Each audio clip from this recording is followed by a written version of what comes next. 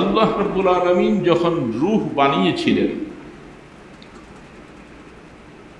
সমস্ত রূহগুলাকে আল্লাহ পাক একদিন এক সময় বানাইছে। আদম আলাইহিসসালাম থেকে নিয়ে কিয়ামত পর্যন্ত যত মানুষ আল্লাহ পাক পৃথিবীতে পাঠাবেন, সমস্ত রূহগুলাকে একসাথে তৈরি করছে। একসাথে তৈরি করে এগুলাকে আলমে আরওয়াহের মধ্যে রূহের জগতে আল্লাহ পাক রাখছে। সেখান থেকে সময় মতো রূহগুলি দুনিয়াতে কোনো না কোনোটা মেয়ের আকৃতিতে, কোনোটা পুরুষের আকৃতিতে রূহগুলি দেওয়া হয় আর পৃথিবীতে আসে। তাহলে পৃথিবী রূহ সৃষ্টি করার পরে এই রূহের কোনোদিন মৃত্যু হবে না। রূহের কি নেই, কোনো মৃত্যু নেই। সেই রূহটা ওই দিন যেদিন আল্লাহ পাক বানাইছেন সেদিন থেকে সে অস্তিত্বের মধ্যে আসছে। সেখানে শত শত হাজার হাজার বৎসর রূহের জগতে আছে। সেখান থেকে আল্লাহ রাব্বুল আলামিন যার মধ্যে দেওয়ার সিদ্ধান্ত হয়েছেন সেখানে পাঠায়। এখান থেকে আবার তার হায়াত শেষ হওয়ার পরে রূহটা আল্লাহ পাক আবার নিয়ে যান। রূহের দুইটা জায়গা, একটা ইল্লিয়িন আছে আর একটা সিজ্জিন নামক স্থানের মধ্যে। পরিপূর্ণ হিসাব নিকাশ হওয়ার আগ পর্যন্ত রূহটা দুই জায়গার মধ্যে বিভক্ত হয়ে থাকে। যখন সেখান থেকে কিয়ামতের ময়দানে হিসাব নিকাশ হবে, তখন এই রূহগুলি ভাগ্য যার ভালো হবে সে জান্নাতের বাসিন্দা হবে, ভাগ্য যার খারাপ হবে সে জাহান্নামের বাসিন্দা হবে। তাই রূহের কি নেই, কোনো লয় আর ক্ষয় নাই। রূহ সৃষ্টি হয়েছে তো হয়েছে, আর রূহের কোনোদিন মৃত্যু হবে না। এই রূহগুলি আল্লাহ রাব্বুল আলামিন বিভিন্ন সময় বিভিন্ন অবস্থায় রাখেন। রূহ সম্পর্কে প্রশ্ন করা হয়েছিল। আল্লাহ রসুলকে বলছিলেন রূহ কি জিনিস? তখন আল্লাহ পাক বলছেন, হে জিবরিল, আমার বন্ধুকে জানিয়ে দাও, রূহ কলি রূহ মিন আমরে রব্বি। রূহ কি জিনিস এটা বলার মতো ক্ষমতা পৃথিবীতে কারো নাই। শুধু এতটুকুই বলে দাও, রূহটা আমার আল্লাহ পাকের একটা হুকুম মাত্র। আল্লাহ পাকের হুকুম আছে, আমি চলতেছি, আল্লাহ পাকের হুকুম শেষ হয়ে গেল, বাস মৃত্যু হয়ে গেল। এই জন্য কয়েকটা কথা সূত্র তৈরি করে রাখছি, সময় আসবে না এতগুলি কথা বলার, প্রত্যেকটা কথার লম্বা আলোচনা। তো যেই রূহগুলি পানিতে ডুবে গেল, যে লাশটা জানোয়ার খেয়ে ফেলছে, সেটার প্রশ্নটা সেই রূহের কাছেই হবে, প্রশ্নটা শরীরের মধ্যে হবে না। তাই প্রশ্ন তার বেলায়ও প্রশ্ন অনিবার্য হবে। বুঝে আসছে তো? এমনটা এখন মুসলমান হিসাবে যারা আমরা বিশ্বাস করি আমাদের পরজীবন আছে, কিয়ামত আছে, হিসাব নিকাশ আছে, যে বিশ্বাস আমরা করি, আমাদের রূহটার অবস্থা এরকম হতে পারে। হয়তো দাফন করতে পারে, নতুবা পানিতে ডুবে মরে যেতে পারে, অথবা কোনো জানোয়ার খেয়ে ফেলতে পারে, অথবা তার লাশটার অস্তিত্ব খুঁজে পাওয়া নাও যেতে পারে। সর্ব অবস্থায় রূহকে প্রশ্ন করা। বুঝে আসছে তো কথাটা? রূহকে প্রশ্ন, কয়টা প্রশ্ন? তিনটা প্রশ্ন। আমাদের অবস্থা এটা। কাফের মুশরিক হিন্দু যারা আগুনে জ্বালিয়ে ফেলে,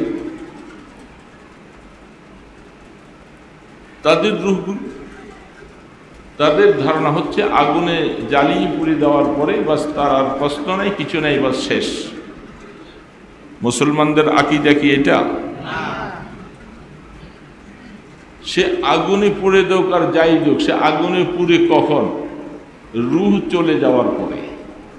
কোন হিন্দু তার বাবাকে, তার মাকে তারা আগুনে পুড়ে জীবিত থাকা অবস্থায় না মরে যাওয়ার পরে? তাহলে রূহ তো চলে গেছে, তাকে পুড়ে ফেলছেন। তো আমার আল্লাহ এই প্রশ্নগুলি রূহকে করবে। এখন সেই রূহ যদি সদুত্তর দিতে পারে তাহলে ভালো, আর সদুত্তর দিতে না পারলে তার ভবিষ্যৎ খারাপ। এতটুকু বুঝে আসছেন আমাদের সকলে? এই তিনটা প্রশ্ন হবে। সেই তিনটা প্রশ্ন হিন্দুকেও করবে, বৌদ্ধকেও করবে, বিভিন্ন জাতিকেও করবে, মুসলমানকে তো করবেই। আমরা বিশ্বাস রাখি, বিশ্বাস করি, কিন্তু তারা বিশ্বাস করে না। আল্লাহ রাব্বুল আলামিন সেই তিনটা প্রশ্ন কি করবে বলেন তো? আপনাদের তো মুখস্থ আছে এটা। 1 নম্বর প্রশ্নটা কি হবে ভাই? তোমার রব কি? প্রথম প্রশ্নটা কি হবে? রব সম্পর্কে। কি সম্পর্কে? 2 নম্বর প্রশ্ন হবে দিন সম্পর্কে। দিন আমরা আরবিটা নাই বলতে পারি, বাংলাটা মুখস্থ রাখি। প্রথম প্রশ্ন হবে রব সম্পর্কে, দ্বিতীয় প্রশ্ন হবে দিন সম্পর্কে, ধর্ম সম্পর্কে, তৃতীয় প্রশ্ন হবে নবী সম্পর্কে। বুঝে আসে নাই? প্রশ্ন কয়টা? একটা প্রশ্ন হইল রব সম্পর্কে, 2 নম্বর প্রশ্ন হইল দিন সম্পর্কে, 3 নম্বর প্রশ্ন হইল নবী সম্পর্কে। এই তিনটা প্রশ্ন শুনতে তো খুব সহজ, প্রশ্নগুলি একেবারে মুখস্থ রাখার বিষয়, কিন্তু প্রশ্নের উত্তরগুলি তৈরি করতে পারলে উত্তরও সহজ। তোমার রব কে ছিল? তোমার বিধানদাতা কে ছিল? আমি ঈমান আনছি কার উপরে? এগুলি সব কিছু রবের ভিতরে আছে। আর আমরা উত্তর কি দিব? রব্বি আল্লাহ, আমার রব আমার আল্লাহ, আমার রব আমার আল্লাহ।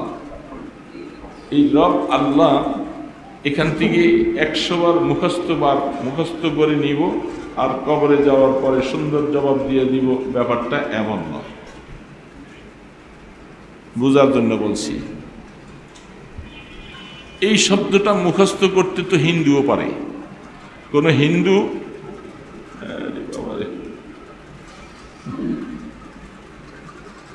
হিন্দু যেমন লিবারেশনের সময় পাকিস্তানিওয়ালারা মেলেরিয়া জিজ্ঞাসা করছিল কলেমা বাতাও, কালেমা বাতাও। হিন্দুরা তো কলেমা জানে, কলেমা বলতে না পারলে বোঝা গেছে যে সে হিন্দু। মুসলমানদের মধ্যেও অনেকে এমন ছিল কলেমাটা শুদ্ধ করে বলতে পারে না, এখনো আছে। বাংলাদেশের বিভিন্ন জায়গায়, উত্তরবঙ্গে বুঝতে দেখবেন, চর অঞ্চলে বিভিন্ন জায়গায় এখন শুদ্ধ করে কলেমাটা বলতে, কারণ তার শিক্ষা নেই, তালিম নেই।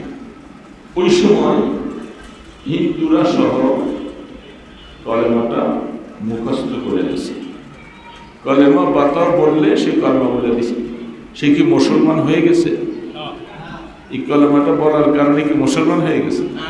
তাহলে এখন যে তিনটা প্রশ্ন আল্লাহ পাক করবেন, তিনটার প্রথম প্রশ্নটা রব্বি আল্লাহ, আমার রব হলো আল্লাহ। এটা তো আমরা এখানে যদি ভালো করে মুখস্থ করে নেই, তাইলে কবরে যাওয়ার পরে উত্তরটা সহজ হয়ে যাবে। কি বলেন? শুধু মুখস্থ করে নিলে উত্তর সহজ হবে না। রব কি বলছে? আমি কি আমার রব আল্লাহকে স্বীকার করলাম? রব কিভাবে আমাকে চলতে বলছে? আমি যদি সেইভাবে না চলি, আমি মুখস্থ করে নিলেও কবরে যাওয়ার পরে প্রশ্নের অ্যান্সার সঠিক দিতে পারবো না। দোস্ত, মোহাম্মতের সাথে বলি, প্রশ্ন হবে তোমার রব কে ছিল? আর আমি বলবো আমার রব আল্লাহ। এই কথাটা দুনিয়াতে মুখস্থ করে নিলে বলা সহজ, সেইখানে কেউ নকল সাপ্লাই করতে পারবে না। দুনিয়াতে এক্সামিনের পরীক্ষার হলে গেলে কেউ নকল সাপ্লাই করে, কিন্তু সেখানে নকলের কোনো কারবার। প্রশ্ন যিনি করবেন কবরে আমি একাই থাকবো, জবাব আমাকে দিতে। সেই সময় রব্বি আল্লাহ বলতে পারবো যদি আমি দুনিয়াতে আমার রবের কথা অনুযায়ী আমি জীবনটা চালাইছি। সহজ কথা, রব বলছে তুমি এই কাজ করো আর আমি চলে গেছি আরেক কাজে, আমি সেদিন ধরা পড়ে যাব। রব্বি আল্লাহ বলতে পারবো না। রব আমাকে কি বলছেন? রব বলছে তুমি নামাজ পড়ো, রব বলছে তুমি রোজা রাখো, রব বলছে তোমার যাকাত ফরজ হলে যাকাত দাও, রব বলছে তোমার হজ ফরজ হলে হজ করো। রব তোমাকে যা যা বলছে সেগুলি তুমি করলা, কিন্তু তুমি বলো আমি মৃত্যুর পরে জবাবটা দিয়া ফেলবো আমার রব আল্লাহ। এত সহজ নয় দোস্ত। সেদিন কবরে যাওয়ার পরে আমার রব আল্লাহ এই কথাটা বলা আল্লাহ পাক তৌফিক না দিলে সম্ভব না। আর আল্লাহ পাক তৌফিক দিবেন কখন? আমি যদি তার কথা মতো চলি। তাই একটা মানুষের জন্য সুপারিশ করে কখন? যদি সেই লোকটা তার মনের মানুষ, তার মন মতো চলে, তাহলে তার জন্য সুপারিশ করা হয়। আল্লাহ সুবহানাহু ওয়া তাআলা আমার মুখ দিয়ে এটা বাইর করবেন কখন? যদি আমি আল্লাহকে বুঝি আর আল্লাহকে নিয়ে যদি জীবন কাটাই। এই জন্য প্রশ্ন হয়ে যাবে, যা ব্যাখ্যায় গেলাম না। 2 নম্বর, তোমার ধর্মের নামটা তুমি কি হিন্দু, তুমি বৌদ্ধ, তুমি খ্রিস্টান, তুমি ইহুদি, তুমি নাসারা, না তুমি মুসলমান? আমরা বলবো আমাদের ধর্মের নাম হলো ইসলাম। আমাদের ধর্মের নাম ইসলাম। আমাদের ধর্মের নাম ইসলাম। এখন ইসলাম কাকে বলে অটোমেটিক আমি তখন সেই রাস্তায় চলে যাব। ইসলাম কি জিনিস? আমাকে প্রশ্ন করা হবে আর আমি বলবো আমি বাংলাদেশি, আমি পাকিস্তানি, আমি কুয়েতের, আমি ভারতবর্ষের, কোনো পরিচয়। যে দেশে তুমি বসবাস করো না কেন, তোমার ধর্মের নাম হলো ইসলাম। যদি তুমি ইসলামের উপরে থাকো, ইসলামের কথা মতো যদি তোমার জীবনটা চলে, তাহলে তুমি জবাবটা দিয়া ফেলবা দ্বীন আল ইসলাম, আমার ধর্মের নাম হলো ইসলাম। ইসলাম যখন আমার ধর্মের নাম, আমি হইলাম মুসলিম। আমি কি? আমাদের নামটাও এই জন্য রাখছেন মিল্লাতা আবিকুম ইব্রাহিম হুয়া সাম্মাকুমুল মুসলিমিন। আমাদের ধর্মের নাম হলো ইসলাম। আমাদের নাম রাখছেন ইব্রাহিম আলাইহিস সালাম মুসলিম করে। তাহলে আমি জবাব দিয়ে বলবো আমার ধর্মের নাম ইসলাম। তাই বাংলাদেশি পরিচয়। তারপরে জিজ্ঞাসা করি যে রসুল তোমাদের কাছে পাঠাইছিলাম, সেই রসুলের উপরে তোমরা ঈমান আনছো? ওই রসুল সম্পর্কে তোমার কি ধারণা? তুমি তাকে চিনো? আমরা দেখিও নাই, চিনি।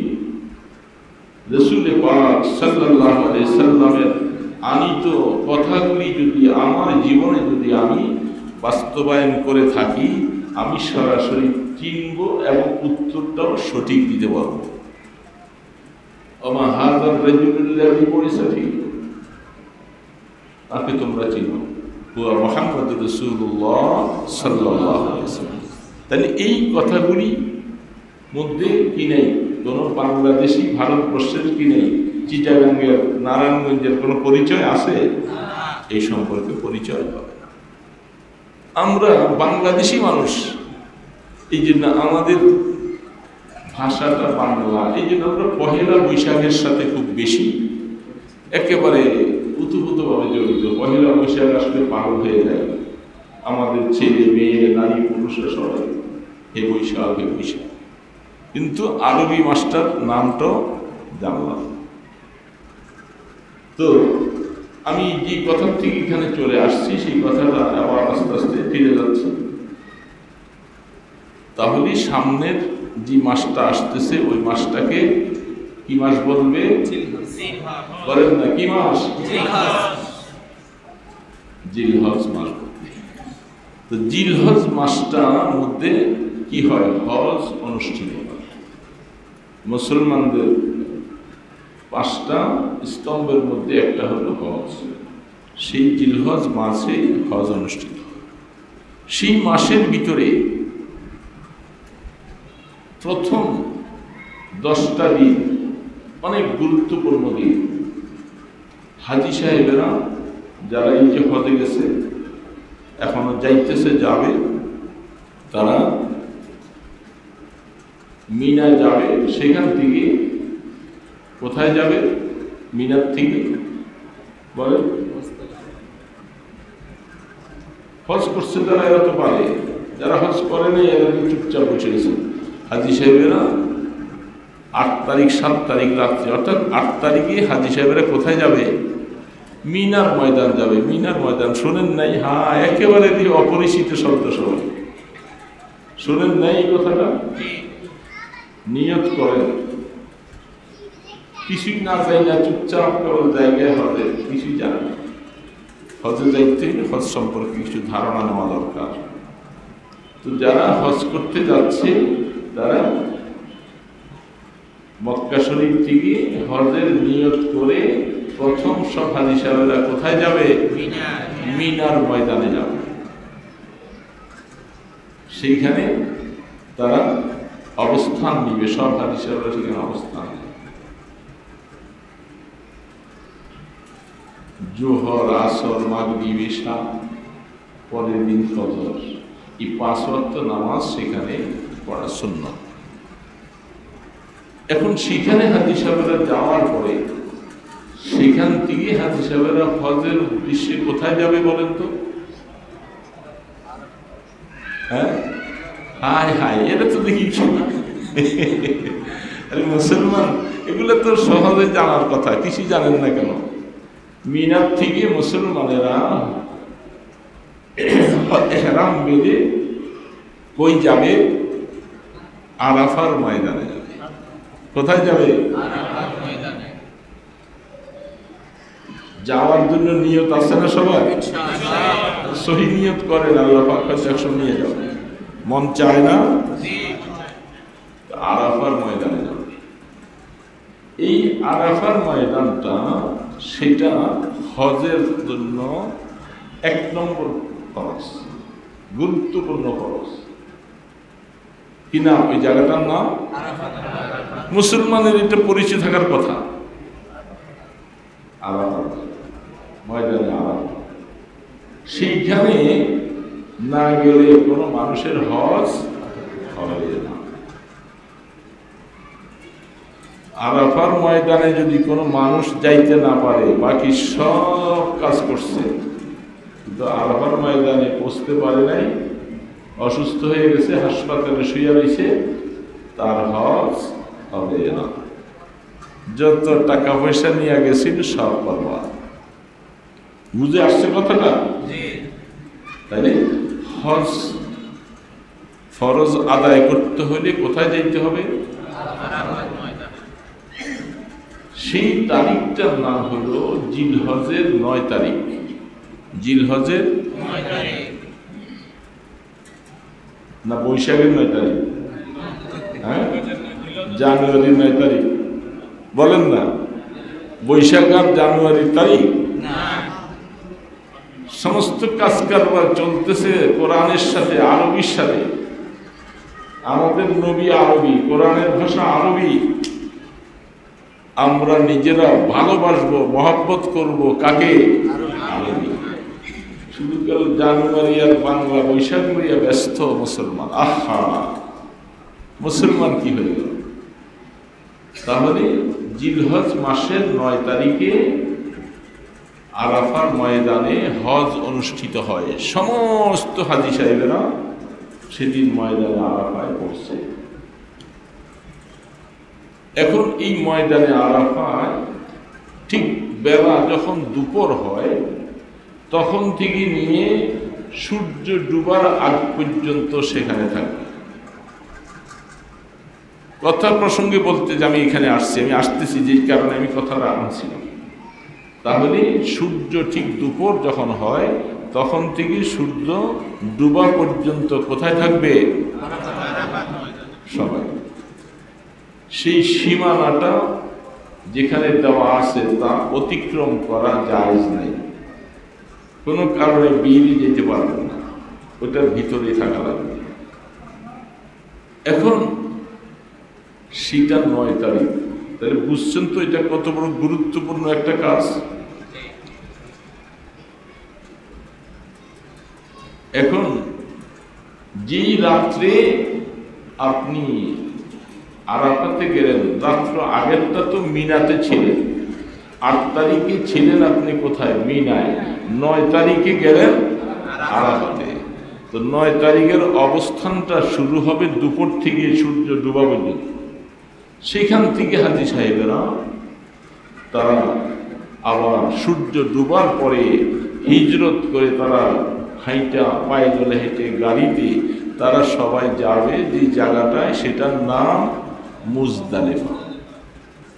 যেখানে কাফনের কাপড় পরে খোলা ময়দানে সব শুয়ে থাকতে হয়, সামিয়ানা নাই, চাল নাই, ছাদ নাই, খোলা ময়দানে কাফনের কাপড় পরে শুয়ে থাকবে।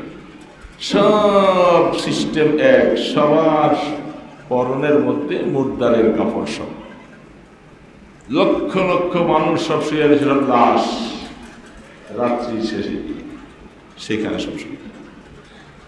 এখন আপনি কোনো মানুষ অসুস্থ হয়ে গেলেন অথবা হাসপাতালে ছিলেন, আল্লাহ রাব্বুল আলামিন তিনি অনেক দয়া করেছেন আপনার উপরে।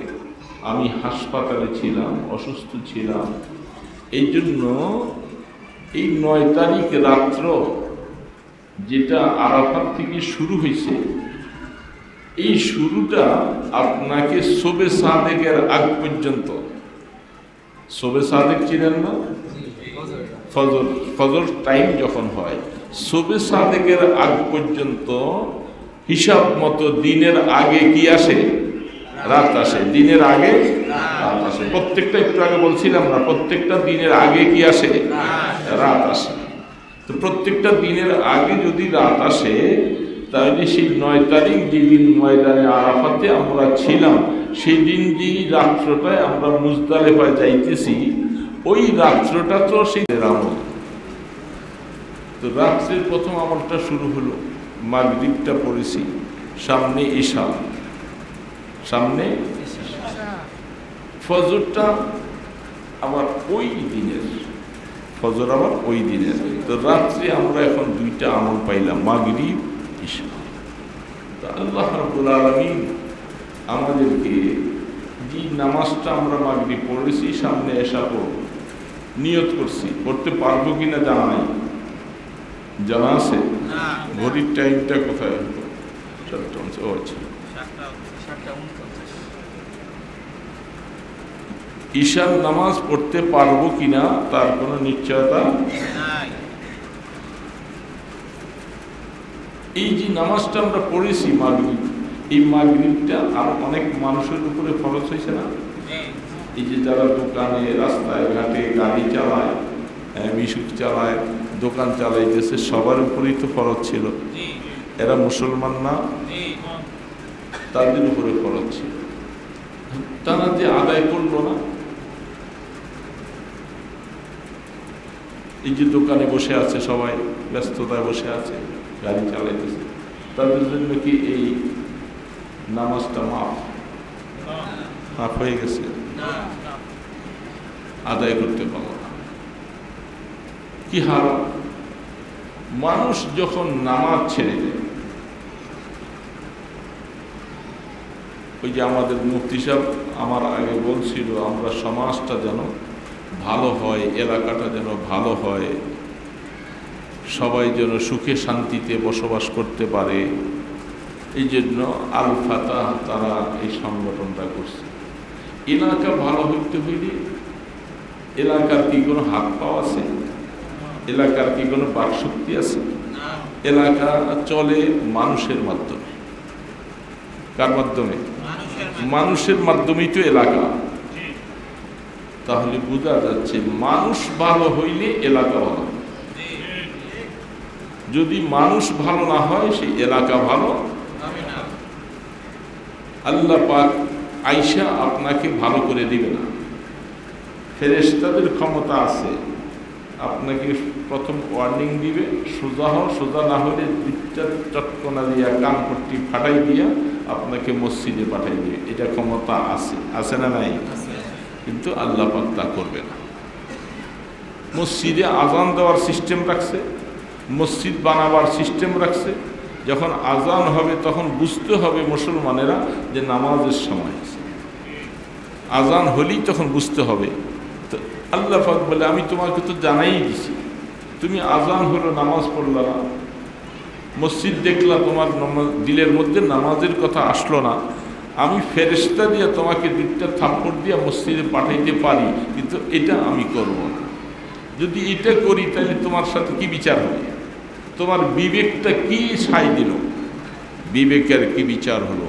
এই জন্য কিয়ামতের ময়দানে বিবেকের প্রশ্ন হবে, বিবেকের বিচার হবে।